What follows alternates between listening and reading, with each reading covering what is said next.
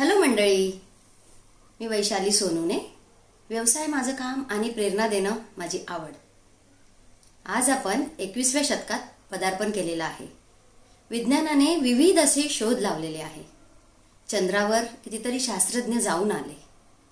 सर्वत्र विज्ञानामध्ये विविध आजारांवर औषध निघालेलं आहे.